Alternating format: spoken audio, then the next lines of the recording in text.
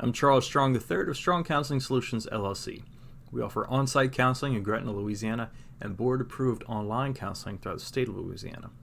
For PLPCs seeking to become licensed, we offer supervision. And for mental health rehabs, we offer services of assessment, psychotherapy, and consulting. What is the difference between boundaries and limits? Up until 1954, the fastest mile run ever recorded was 4 minutes. That year, 25-year-old Oxford University medical student Roger Bannister clocked a 3-minute, 59.4-second mile, a world first. Only 46 days later, Australian John Landy finished a 3-minute, 58-second mile. Now, about 1,500 athletes have run a sub 4-minute mile, which just decades ago was considered impossible. There's an urban legend that claims Ernest Hemingway challenged friends that he could write a complete story in 6 words. A daunting challenge for sure, and seemingly impossible. As the legend goes, Hemingway penned his 6-word story as follows: For sale, baby shoes, never worn. Limits are essentially our inner sense of doubt, which often talks us out of plans or influences us to settle. By pushing against them, we are able to grow and achieve our goals, and beyond.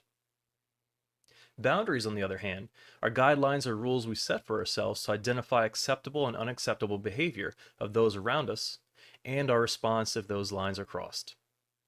UC Berkeley suggests that we may have rigid boundaries, porous boundaries, or healthy boundaries. Rigid boundaries are evidenced by detachment from others and isolation, reluctance to seek help, and being tight-lipped about personal information.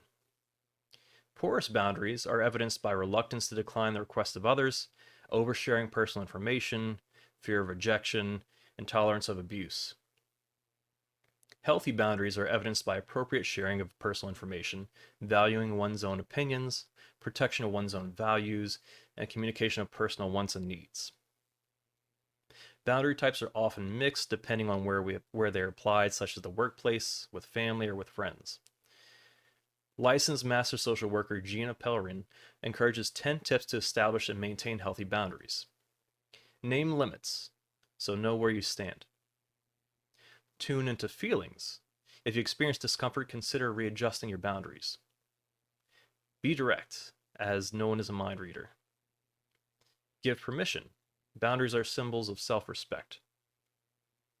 Practice self-awareness. Honor your feelings. Consider past and present. Our upbringing factors into our boundary creation and preservation.